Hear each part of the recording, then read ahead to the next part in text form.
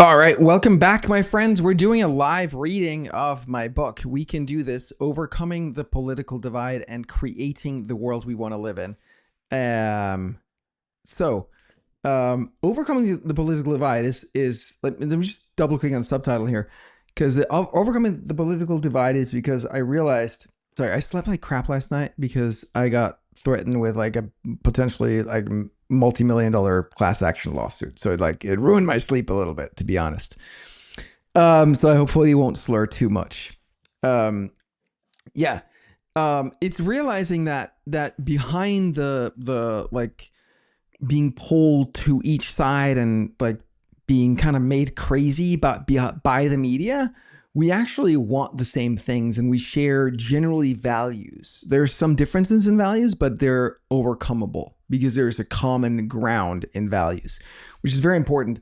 So I think it is entirely possible to overcome the political divide. There needs to be a lot of healing and some other stuff to make that happen.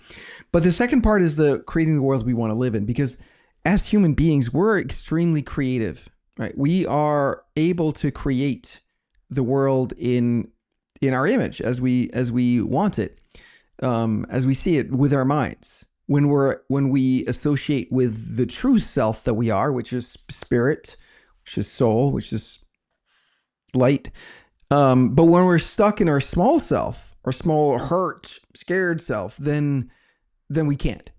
And so the more that we can come together as a people from a place of love and spirit and soul, then we can actually create something magnificent together. And that's what this is all about. So I hope that you will be inspired by this and be part of that journey of creating that. So here we go. Strategies. If we can come to a rough agreement on outcomes and values, then we can have a conversation about how to get there. Assuming we can agree to something along the lines of the values and outcomes I've shared, these are the kinds of questions we'd want to ask about strategies. What makes people happy? Is it faster internet, legalized weed, and more DoorDash? Is it more connection with self, loved ones, spirit, and nature? Or is it something else? What creates health?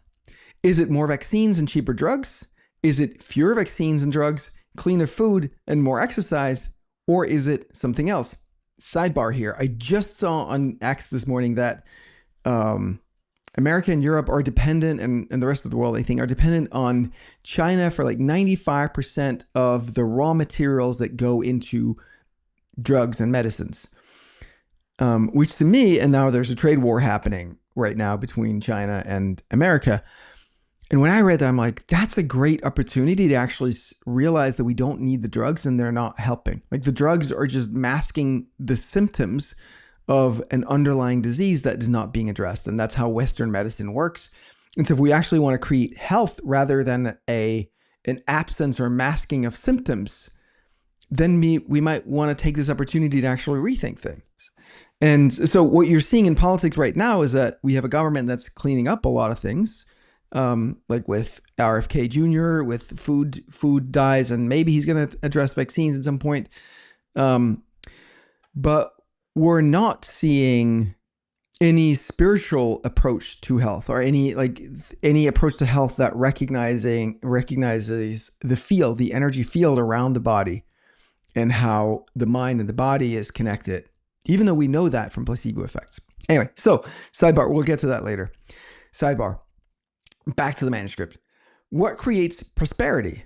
Is it raising the minimum wage, controlling prices, and printing money to pay for foreign wars? Is it teaching people to save and invest, change their mindset, and acquire new skills? Or is it something else? What creates safety? Is it fewer guns, defunding the police, fighting wars, and allowing more immigrants in? Is it more guns in the hands of the right people, locking criminals away, and incentivizing families to stay together? Or is it something else? What creates a thriving economy? Is it printing more money and more government spending? Is it reducing the regulations, reducing the size of government? Or is it something else? What creates a healthy planet? One second here. I'm just going to do that over. I get all these notifications. I need to turn on focus mode. What creates a healthy planet? Is it more windmills and solar panels? Is it more nuclear power? tapping into 0 point energy and respecting the natural ecology? Or is it something else? What makes elections secure and fair? Is it mail-in ballots and no ID requirements? Is it in-person voting, ID requirements, and paper ballots? Or is it something else? What makes the media honest? Is it government-funded media and censorship? Is it X with its free speech focus and community notes? Or is it something else? Those are the kinds of conversations we should have. I have my ideas, of course, but that's not the point. The point is that if we settle on values and desired outcomes, then we can start crowdsourcing and experimenting our way to the best strategies. That would actually be productive. In today's politics, rather than have the important conversations about outcomes, values, and strategies, we demonize each other and get into unproductive arguments over Thanksgiving dinners. We got to change that. Actions lead to results. The way we achieve anything in life is that we take actions, and those actions lead to results. You can say all the right things all day long. You can want an outcome super duper bad. You can even take so much action that you burn yourself out. None of that is guaranteed to make the outcome happen. Making outcomes happen is hard, as we've seen with NASA and Boeing and SpaceX. Of course, we all know this. Sidebar here is the story here. Obviously, is like NASA has been mired in chaos, not being able to do anything. Boeing has also not being able to send rockets, or been way costly and not very effective. And then SpaceX comes in and they figure out how to make it happen. Just because you want it, just because you have money, just because you have people, just because you desire it, doesn't mean that you actually get the outcome, right? Not rocket science here, but it's when it gets to politics, we kind of forget this. So if a politician says, we're going to roll out broadband to everybody, or to rural blah, blah, blah, blah, blah, we're all right. And we're going to spend a lot of money doing it. Well, then it must happen. Then it must be good. No, you can spend a lot of money doing something that you want to do, and that would be good if it happened, and still not do it. It's very possible. Back to the manuscript. Of course, we all know this. Saying you want to lose weight doesn't make the weight come off. Wanting to lose weight, even wanting it really badly, doesn't make the weight come off. Making a solemn vow on New Year's Eve doesn't make the weight come off. Even doing a lot of dieting and exercising and watching YouTube videos about losing weight doesn't make the weight come off. Only the correct action, taken consistently over a long period of time, will make that darn weight come off. Trust me, I have some experience with this. And it's not just what you do, it's also what you don't do, and the order in which you do them, and the energy and intention with which you do them. And just because you make the weight come off once doesn't mean it'll stay off. Achieving desired outcomes is hard. If it were easy, we'd all be ripped billionaire rock stars. And yet, when it comes to politics, all our common sense just flies out the window as we listen to our favorite politicians saying all the right things, and we clap our little hands. When a politician says they want to do something, it's a really good idea to be skeptical. Not only do they often lie, but even if they mean to do it, doesn't mean that they know how to actually do it. I'm not convinced they're all the brightest bulbs in the box. Solving problems. I was a big Bernie fan in 2016. By this time, I had lost faith in Obama. He hadn't held Wall Street accountable. He didn't close Guantanamo Bay. He bombed Afghanistan, Iraq, Pakistan, Syria, Libya, Yemen, and Somalia. But I wasn't hearing Bernie's actual, words. I was just swept in by his vibe. Yeah, the system's corrupt. Washington's broken. We need to fix it. Yay! Same vibe that got me to believe in Obama. How easily we're fooled by the vibe. We all know that most politicians will say whatever works to get them elected. It's theater. And yet a part of us still believes that they mean what they say. We want to believe them so bad. The point is that if we actually want to achieve something, we can't just jump. The point is that if we actually want to achieve something, we can't just jump straight into doing stuff that feels right. We have to analyze, think, study, and experiment. You must identify the root causes and address them. Sidebar, just as with health, if you're just addressing the symptom and not the root cause, what the fuck? You're actually allowing the underlying disease to get worse while the symptoms are being masked, right? Back to the script. You must look at all the consequences of your potential actions, including second, third, and fourth order consequences, not just the ones you want. When drugs have side effects to the body, those are all just effects. Side effects is just a word the drug company says so you don't notice. Bottom line is that for a proper solution, we need an honest, thorough analysis of every factor before we can pick the best course of action. And then we must try things. Out and see how they work in practice, because there are always unforeseen consequences. It's super important to get it right, because most of the time when the government tries to fix the problem somehow gets worse. Poverty, terrorism, foreign wars, homelessness, drugs, racism, mental illness, health, the list goes on and on. It's a pattern, and I think it's by design. The purpose of a system is what it does.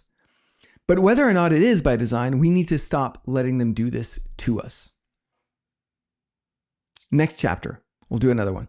Discovering reality. All right, let me just see what we're doing here. Discovering reality. Yeah, we'll do that one too. All right, cool. Discovering reality.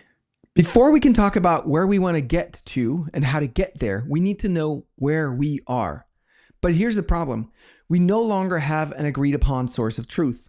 According to Axios from October 2020, According to Axios from October 2023, only 32% of Americans say they have a great deal or a fair amount of confidence that the media reports the news in a full, fair, and accurate way. Sidebar here, as someone from Denmark, the number is in Denmark is like 60 to 80%. 60 to 80%. Think about that. Only 32% of Americans say that they have a great deal or fair amount of confidence in the media reports. I haven't looked for that exact wording, apples to apples comparison for Europe, but when I look up how much Danes trust in the media, it's like 70 to 80%. It's crazy. It's crazy. Back to the script. And when you break it down by party lines, it's even more stark. 58% of Democrats versus 29% of independents and just 11% of Republicans. That's a problem. What on earth did the media do to earn such a reputation? And why would it differ so much by party? That's worth looking into, and we will in the chapter on trust in media. For now, though, we have to accept the fact that there's no good solution right now. Maybe there never was. You have to learn to be your, let me just say maybe there never was. Like, the more I've seen of like what we're hearing in real time about COVID and Trump and Ukraine and all that stuff, you realize, oh, if they're lying about the facts right now, what about all the things we learned in history? Like, how much are they lying about that stuff? Because probably quite a lot, I would assume. That's definitely my working assumption now, is that everything we've been taught about history is mostly a lie, or all the meaningful things. Back to the script here.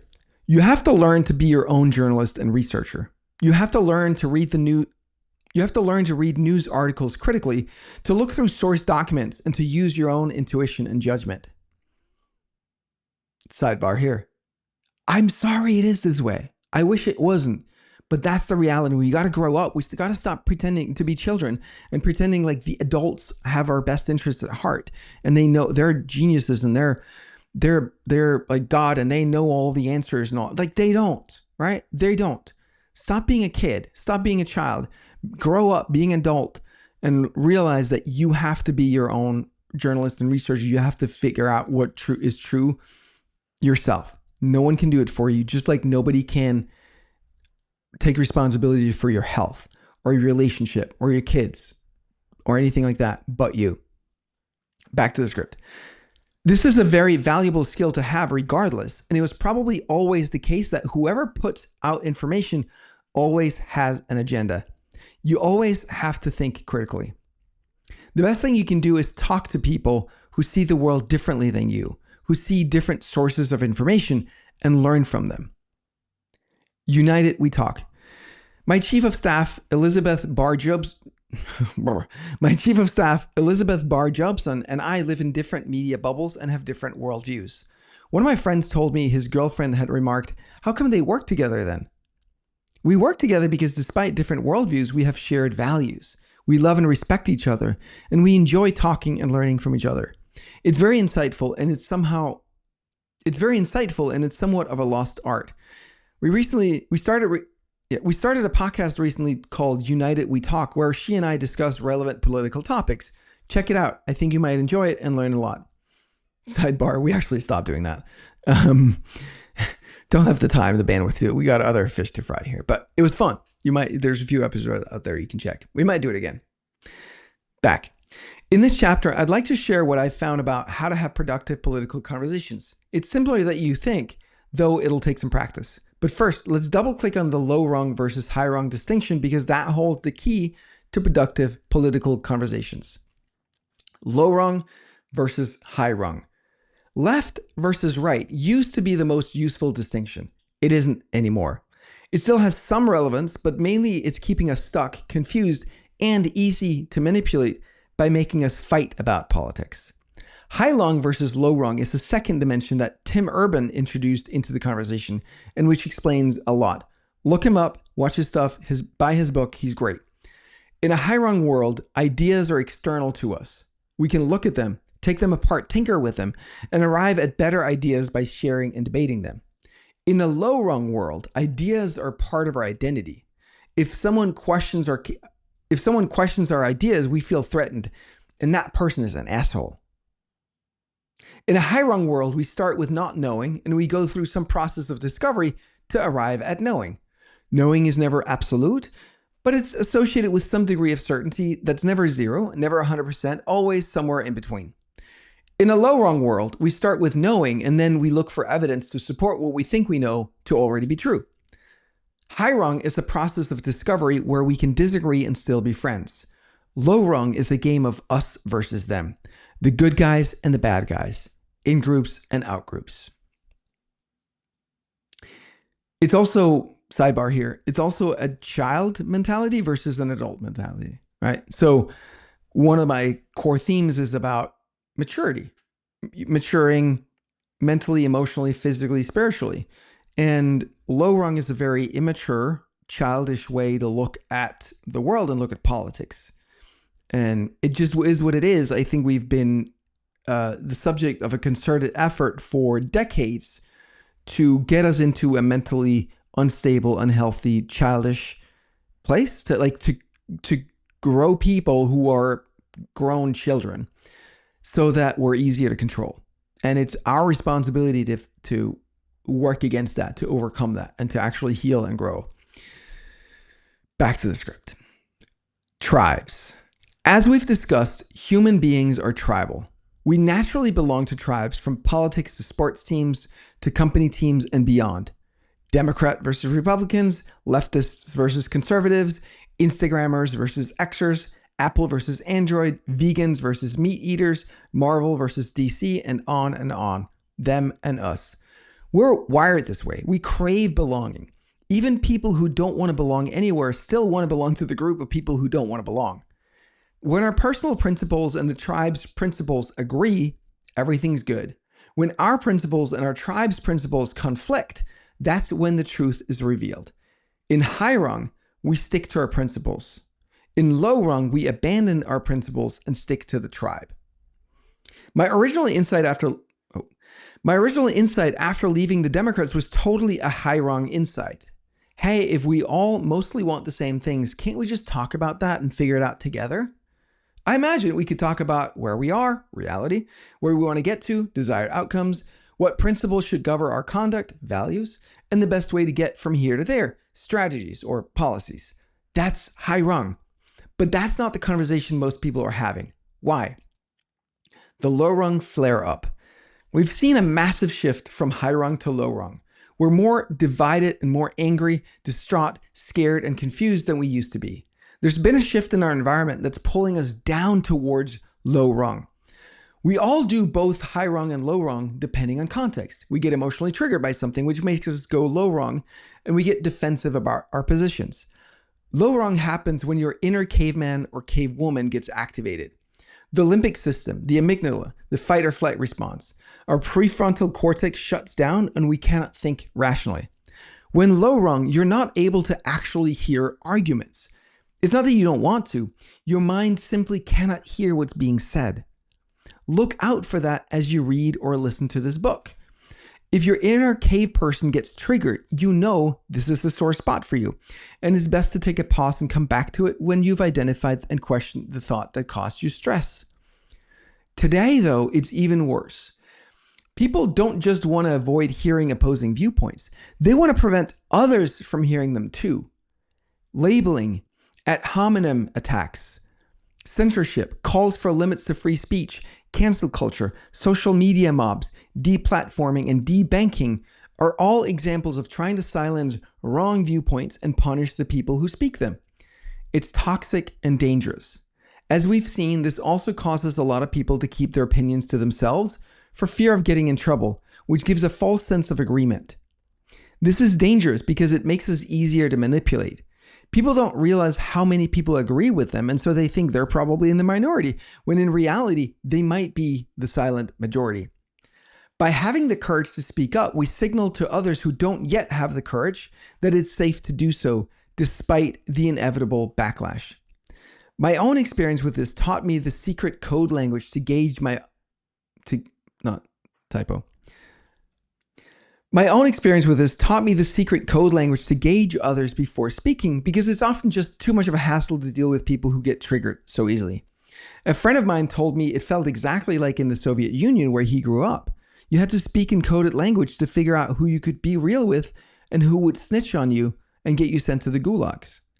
That's the world we've created, though the actual gulags are not quite here yet. Why low rung is flaring up now. Sidebar on that, on the gulags. Like, we have seen people like Michael Flynn and a lot of people who supported Trump in his first administration, etc., where their lives were made living hells, and they like lawsuits and bankruptcies, and some of them actually put in jail. Like, that's not exactly a gulag, but it's getting there, right? And remember the 3 Felonies a Day book? Well, maybe I didn't talk about that here, but there's a book that claims that you can't go through your normal life without committing at least 3 felonies a day, which means that, like, show me the man, I'll show you the crime. You can always find some crime that someone has committed if you don't like this person. And I would argue this is happening. I think it's obvious it's happening. All right, back to the book. Why low rung is flaring up now. Why is this flare up of low rung behavior happening now? For several reasons. With cable news, internet, and social media, the media landscape splintered. We went from a media that aimed to stay reasonably objective, accurate, and high rung, to tribal media each catering to their tribes in a constant battle for clicks and attention. Social media algorithms are a massive part of this, where we're mostly exposed to content that confirms our biases and gets us riled up to respond emotionally, so we stay on the apps for longer. Our worst fears and suspicions are continuously validated, and it gets us angry, scared, offended, justified. I knew it! Those bastards! They're out to get me! This in turn activates the inner caveman and cavewoman, and we stay low rung. But there's something deeper and more sinister at play too. I believe we're deliberately being acted on by the blob to keep us scared, sick, confused, lost, traumatized, and preoccupied with fighting each other, so we don't notice that we're being robbed blind. Labels.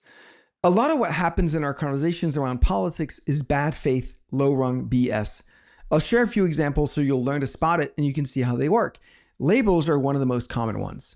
Labels are a great way to shame the person and avoid having to address their argument. They work because shame is such a powerful emotion. People are scared of revealing something terrible about themselves, and so they self-censor to avoid being labeled. Hence, labeling doesn't just work against the person that's being labeled, it works on everyone watching too. For example, as I was writing this, I saw that Trump had announced a rally at the famous Madison Square Garden in New York City. I searched on Google and found this article from USA Today where they used the Nazi label. They mentioned twice that MSG hosted a pro-Nazi rally in 1939, thus seeding the connection. Then they bring it home by quoting a New York State senator. Allowing Trump to hold an event at MSG is equivalent to the infamous Nazis rally at Madison Square Garden on February 20, 1939. This is effectively This is effectively labeling Trump a Nazi, and by implication, his fans as Nazi supporters. That's not something a normal person wants to be, so some of them would probably be scared to show up for fear of being seen as a Nazi supporter, even though they know in their heart that it's total BS. Here's a list of common label words to look out for: racist, sexist, homophobe, transphobe, Islamophobe, anti-Semite, misogynist, fascist, communist, socialist, elitist, ableist, bigot, xenophobe, populist, authoritarian, neoliberal, white supremacist, nationalist, conspiracy theorist, and election denier. Labels are not arguments. They don't address the point being making. They don't address the point being making. They don't address the point being making at all. It's a way to avoid making an argument. Let me just do this paragraph again. Labels are not arguments. They don't address the point being making at all. It's a way to avoid making an argument. Labels are not entirely without use. We need to name things to talk about them, but they're not an argument. If you're going to use a term, be willing to define it. And rather than calling someone woke or conspiracy theorist and leaving it at that, let's get into the details. What do you see that I don't? What makes you believe what you believe? What values are important to you here? What do you make this mean? What are you afraid of? What's the narrative? And what are you basing that on? Get curious, listen, and remember that any understanding is always our best misconception so far until a better one comes along. We have to remain open to discovery. Labels work because they scare us into submission, but in truth, they're feckless. Once you've been labeled enough times, you realize how hollow they are. Once you've been labeled enough times, you realize how hollow they are. Labels have no power over you other than the power you give them. Stop fearing them. Think about it. Let's take racist. What is actually a racist? Grab some water.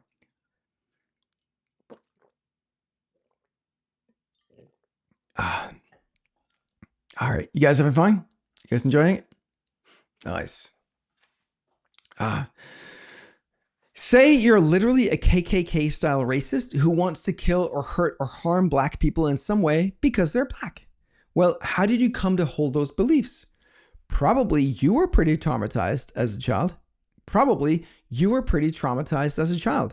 Maybe it had to do with black people. More likely it had nothing to do with blacks. They just became the scapegoat. So what do you need? You need to be name called, shamed, ostracized? Or do you need love, healing, and compassion? Danish photographer Jacob Holt became famous for a series called American Pictures that he shot in the 1970s, hitchhiking through America, especially the South.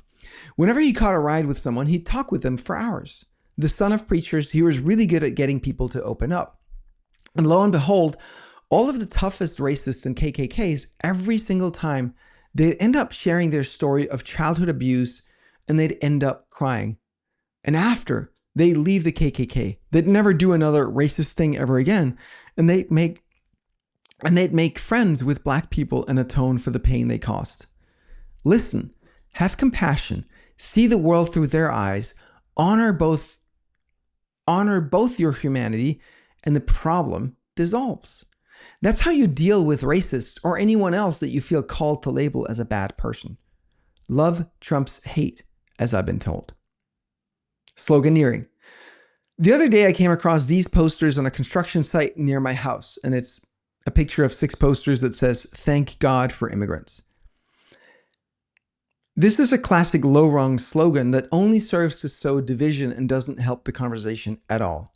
The question to ask yourself is, who would take the other side of this argument?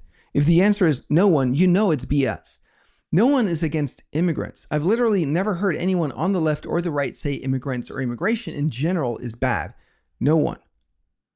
What we're discussing is who, when, how, why, and from where. That's a conversation we should have.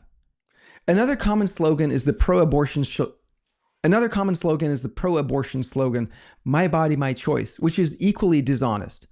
No one, aside from people who want to mandate COVID vaccines, are arguing against you having choice over your own body. But the question arises because when you're pregnant, there are obviously 2 bodies involved. We can argue about whether it goes from 1 body to 2 bodies at conception, after 12 weeks, 16 weeks, 9 months, or even later. But anyone honest will agree that at some point, there are two bodies. And if you kill the child, it's murder and you should go to jail. All we're debating is where to draw the line.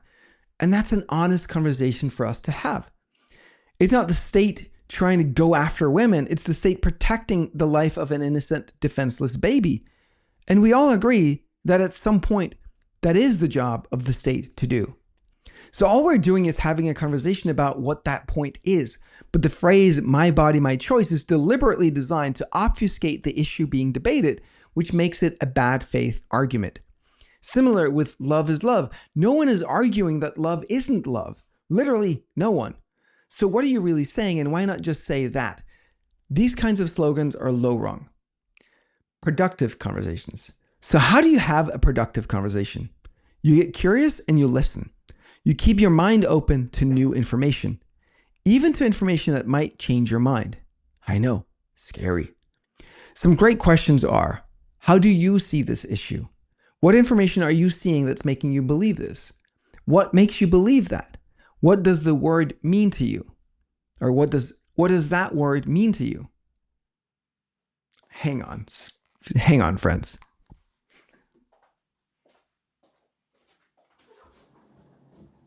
Hey, baby girl. Did you want to leave? Come.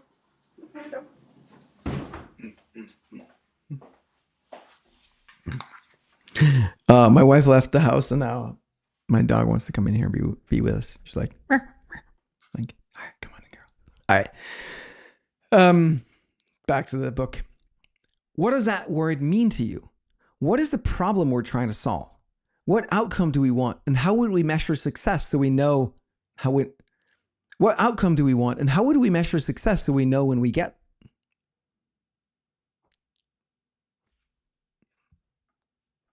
All right, try that again. What outcome do we want? And how would we measure success so we would know when we got there? What strategies could we think of that might get us that outcome? What are some principles we can agree on here? If you believed what I believe, would you agree that's a problem we need to address? What might be some of the second, third, or fourth order consequences from that? What would be the cost, downside, or risks involved? These are the types of questions we can ask to make our conversations more productive. That takes time. It takes effort. It takes patience. It takes critical thinking. It takes research. It takes open-mindedness. All qualities that get lost in the shuffle. A crucial key is slowing down a lot. Break apart each statement and make sure you understand what's being said. Maybe even help the other person understand what they're saying. One of the brilliant things about having conversations is that as we hear ourselves speak, we find out what we believe. Just like for me, writing this book was extremely helpful in clarifying my thinking. Nothing wrong with this. Don't mock the other person for being unsure. That's healthy. We're all like this. That's why we talk. Disneyfication of politics. Beware of the desire to see the world in heroes and villains. This is another low-rung pattern. To someone on the left, Biden and Harris and Zelensky are heroes and Trump and Putin are villains. To someone on the right, Trump is a hero and Biden and Harris are the blob and the blob are the villains. Reality is more complex. There are no absolute heroes or absolute villains. Steel manning. A straw man argument is when you present an argument from the other side, but you do it in a totally disingenuous way, putting forward a position that no one actually takes just so you can shoot it down. For example, Tim Walz, who was a VP candidate on the Kamala Harris ticket. Holy shit. Berry batter, butter, bitter batter. For example, Tim Walz, VP candidate on the Kamala Harris ticket, was accused early on of lying about being in combat while serving in the military. His response was that you should never denigrate another person's service record. Here's the rub. Nobody denigrated his service record. They acknowledged that he served his country honorably. The problem was that he lied about being in combat when he never were, and used the lie to advance his political career. That's called stolen valor, and is something that service members take very seriously. Straw manning is very common and something to look out for. When listening to someone's rebuttal, check if the person they're rebutting would agree to their characterization of their argument. If not, it's not honest. The opposite is called steel manning. This is where you make an honest effort to present the opposing side's argument in a way that's as good or better than they would say it. Let me do that sentence over. This is where you make an honest effort to present the opposing side's argument in a way that's as good or better than they would say it.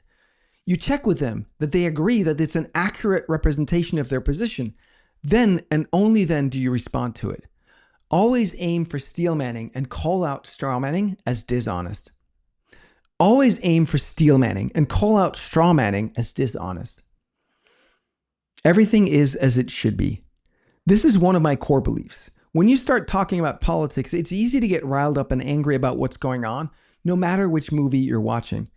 Many people who get into politics get really angry and righteous and upset, and they want to blame and make others into villains. I don't find that helpful. I believe everything is exactly as it should be in this moment. The world has always been an astonishingly beautiful and a disturbingly dark place. It all depends on what you focus on and what lens you look at it through. It doesn't matter what is happening around you. The moment you believe the thought that anything should be different than it is, you suffer. The judgment, no matter how subtle, causes a disconnect with reality, and it hurts. Worse, it helps keep whatever you're judging in place. Many people look at the news and get triggered, upset, and depressed. I don't. I get fascinated. I enjoy it. I've stopped watching all TV shows, movies, Netflix, or other programming. Real life is the greatest TV show ever conceived, and X is my front row seat. Heck, I even get to play a part. It's like a real life video game. It's exhilarating. Whenever you get emotionally triggered, that's a gift that's pointing to a place in your mind where you're not free. Question your beliefs, feel your feelings, and freedom and joy will be yours once again. I believe we're in a beautiful time in history. Shadowy forces have been controlling life on the planet for thousands of years. The church, thugs, criminals, heck, even the Vikings that I descended from. The church, thugs, criminals, heck, even the Vikings that I descend from probably weren't all that kind. But today, thanks to the internet, the truth is coming out. Liars and criminals are getting exposed. We can share our discoveries directly with each other in real time, something that was never possible in the past. People are waking up to the truth at scale, and that's a beautiful thing. We're on the right path. Cool. Let me see. Do I want to do one more? I don't think so. I think we're good for today. I think this is a good stopping point for today. Screw it. Let's do one more. The next one is not too long. You guys good? Hanging for another one? All right, let's do it. Drama triangle. The drama triangle is important enough that it deserves its own chapter. I first learned about it from Gay and Katie Hendricks a decade or so ago, and I can't believe no one taught me this before. Sidebar here, I love Gay and Katie. They're awesome. Check out all their books are incredible. They've done so much work for decades. They're amazing people. Love them. Back to the book. This is 99% of the dysfunction in all human relationships, including politics, media, international relations, lawsuits. It's everywhere. It's insane. And it's killing us, literally. When you're caught in the drama triangle, it seems like a lot is happening. But in truth, other than insane amounts of energy being expounded on absolutely nothing useful, nothing changes. Let's explore. 3 roles. The drama triangle says that there are 3 roles in all human drama: the victim, the villain, and the hero. The victim is you and me when we believe that our circumstances have any power over us. Whenever you believe the thought that when only blah happens, then I'll feel blah, you're in the victim role. There's no shame or guilt or judgment in that. We all do it. It's human. It's part of our wiring. But and I want to add here, it's innocent but not harmless. Innocent but not harmless. All right? Back.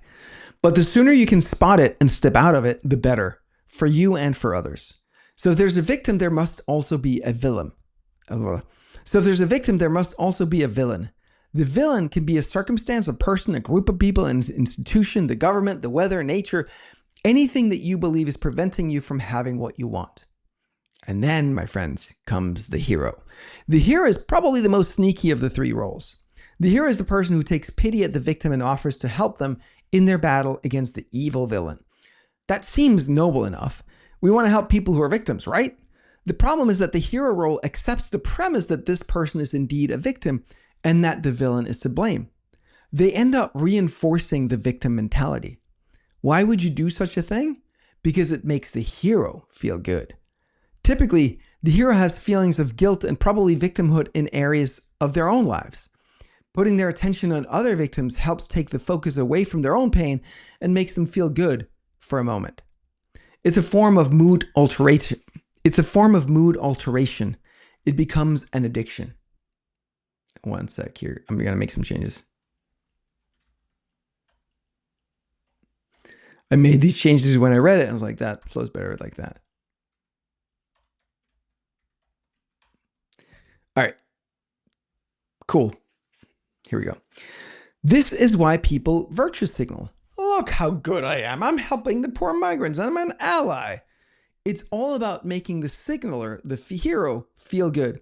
It's all about making the signaler, the hero, feel good, and it does nothing to help others. Let me do that.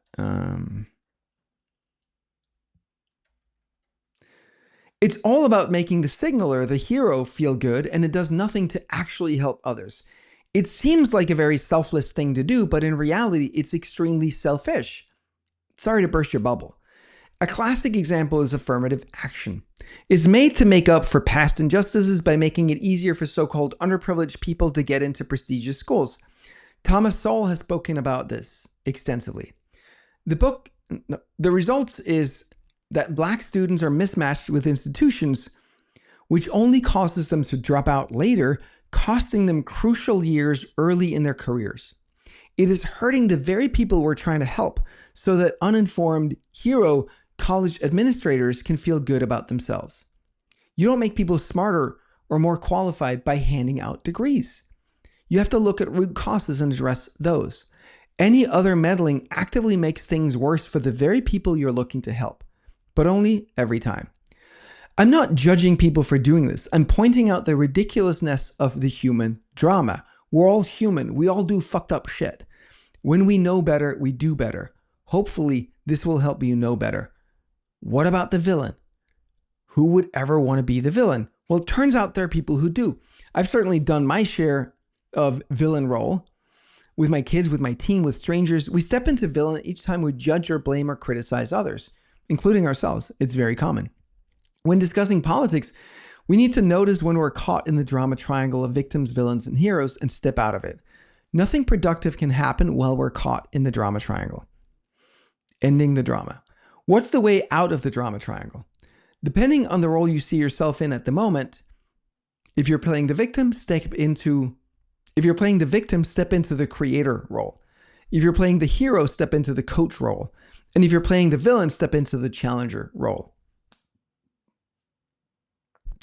As a creator, ask yourself, what do I really want? What steps can I take to get there? As a coach, you encourage the victim to solve their own problems and create their desired future, i.e., stepping into the creator. As a challenger, you provide loving pressure for something new to be learned or created. For everyone, you become present with what is. You shift into curiosity. You recognize that everyone has their own freedom and power that no one can take away from them. No one is a victim of circumstance. No matter what happens in your life, you always have the power to choose what it means and what you want to do about it. The big pill. Have you noticed that when you're in a victim role, you don't actually want your problem solved? I'm sure you've experienced this yourself. I know I have, many times. For many years, I was struggling in my business, and anytime someone would try to help me, I just keep arguing for my problems. I explained to them why my situation was impossible to solve and why none of their ideas could work. Eventually, of course, they ran out of patience and gave up, leaving me to my misery. Argue for your limitations, and they get to be yours. For the first roughly 40 years of my life, I felt unhappy and unsuccessful. One day I sat down at a local coffee shop in the East Village in New York to write the sales letter for an offer I was making, and right in the middle of writing, all of my feelings of worthlessness and depression and failure overwhelmed me. I felt like a victim of my own thoughts and feelings. I blamed my parents, the country I grew up in, growing up in the wrong environment, having the wrong classmates, the wrong friends. If only I'd been born in America in Silicon Valley, had better parents, yada, yada, yada, yada. Then I'd been just like Steve Jobs. This thought stream made me so depressed, I just couldn't finish the sales letter. Why would anyone want to listen to me when I was such a depressed loser? I left the coffee shop and went back home for a session with my coach at the time, Trip Lanier. He asked me, "What do you get out of playing this victim game?" I was flummoxed. Like, what do you mean what I get out of it? I don't get anything out of it. It's destroying my life. It's not something I choose to do. It's something my mind does because I wasn't loved the right way as a kid. It's my parents' fault. And he said, "No, I think you do it because you get something out of it." I was still perplexed. Get out of it? What do I get out of it? I get nothing out of it. In fact, it prevents me from achieving my dreams, from launching the software, from making money, from helping people. It doesn't do anything for me, he insisted. I think you get to avoid taking responsibility. Huh? That was a shocking statement. Avoid taking responsibility? An entirely new thought for me. But the more I thought about it, the more it made sense. This was a trick my own mind played on me because I knew it would make sure I never put myself out there, which means I didn't risk being judged or failing. Oh, the dreaded F word, failure. Ouch. Once I saw this, I couldn't unsee it. Your mind will play its greatest hits that it knows will keep you small, stuck, and therefore safe. Taking risks is dangerous. The job of your survival mind is just pure survival, not thriving, not pursuing your dreams, not success. Just don't die in this moment. Just don't die right this moment. And since you're alive, whatever strategy it used in the past clearly worked. So it'll keep doing it again and again and again. This led me to what I call the big pill. Recognizing that all of the stories I told myself for the last at least 30 years about why I couldn't be happy or successful because of why my parents didn't love me the right way, or I was born in the wrong country, or spoke the wrong language, I had the wrong friends, and on and on and on. All of those stories were lies. That my lack of happiness and success were all of my own making. I told myself a story of how my lack of happiness and success were someone else's fault. And so in order to prove my point, I had to unconsciously do everything in my power to remain unhappy and unsuccessful. Because if one day I did become happy and successful, that would be proof that my victim story had been a lie. Do you see how this works? When you argue for your victim position, you get to be right. Recognizing that it was all a lie the whole time is what I call the big pill. It's a hard pill to swallow, and the longer you wait, the bigger it gets. But the good news is you only have to do it once. And once you do, you're free and you get to become a creator. So to sum up, when you're playing the victim role, you will argue for your problems and you will fight anyone who tries to take them away from you. When you're in victim, you think you want to help. When you're in victim, you think you want help solving your problems, especially from people who are willing to play the hero role. But what you really want is having your victimhood validated. We all do that. We all do it. There's no use in shaming people for being in victim. There is use in becoming the creator, the coach, or the challenger. I just want to double click on this. Like, what someone who's in victim wants more than anything is to argue for their problems. They want unsolvable big problems because that gets them to stay in that victim. And it's an emotional state, which just also means it's a molecular peptide state that we're addicted to.